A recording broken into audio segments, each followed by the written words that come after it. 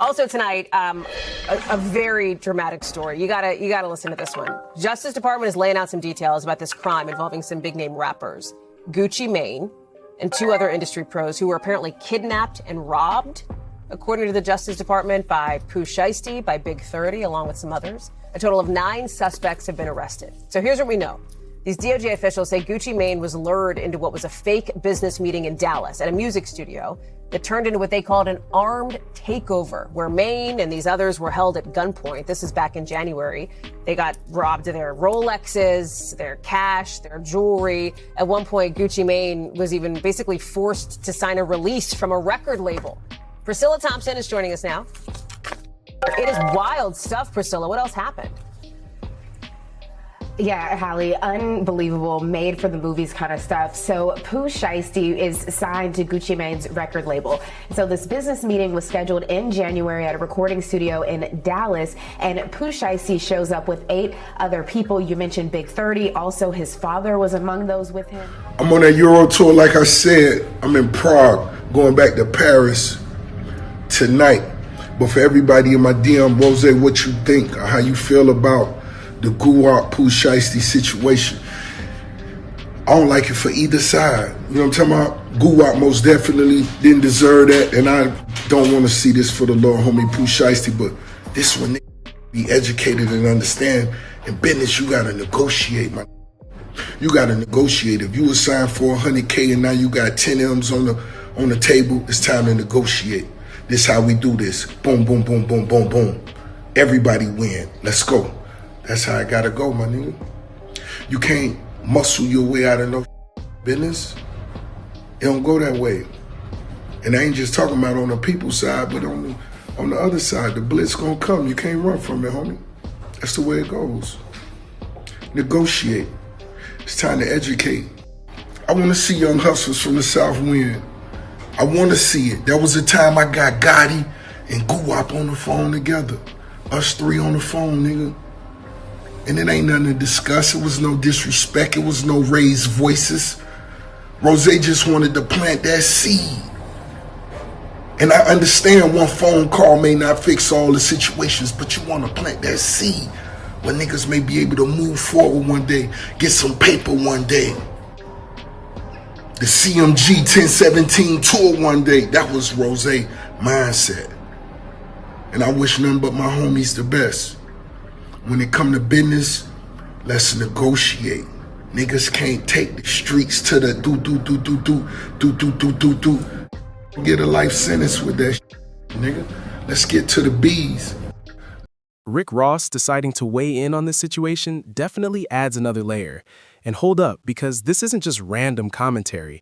This is coming from someone who understands the business side of the industry. And what's interesting is how this story keeps expanding as more mainstream platforms start covering it, even to the point where she reportedly called Gucci Mane, Mane, which had people questioning the context and familiarity. It's moments like that where outlets step in and say, listen, whether you're deep in hip-hop culture or not, you've got to catch up quickly because this story is moving fast and demands coverage. What Rick Ross is really talking about here is contract negotiations, and that's the core of what this situation revolves around.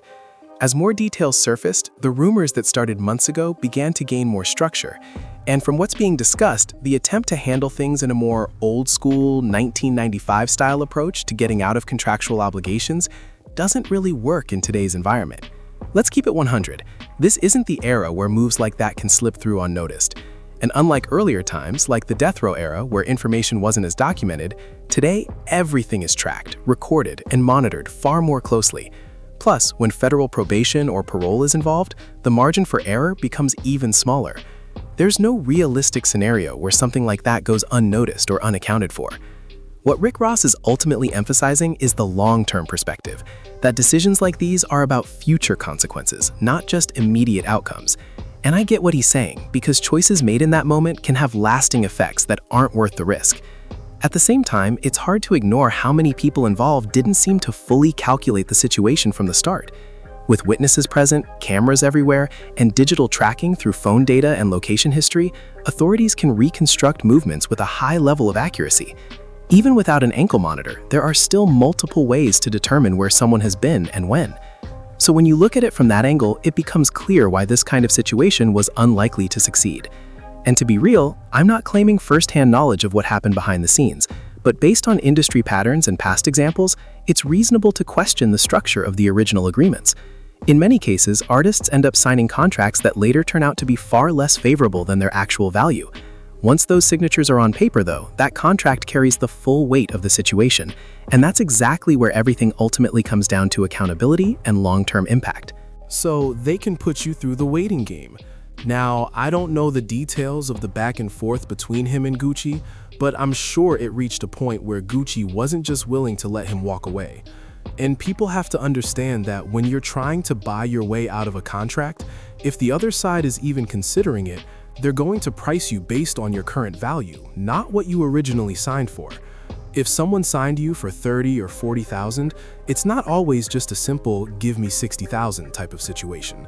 Sometimes, depending on how hot you are and how much they've invested, they'll ask for more than their losses just to make it worth their while, covering fees and extra costs before agreeing to move on. But in a case like this, POOH SHIESTY came home with a lot of momentum.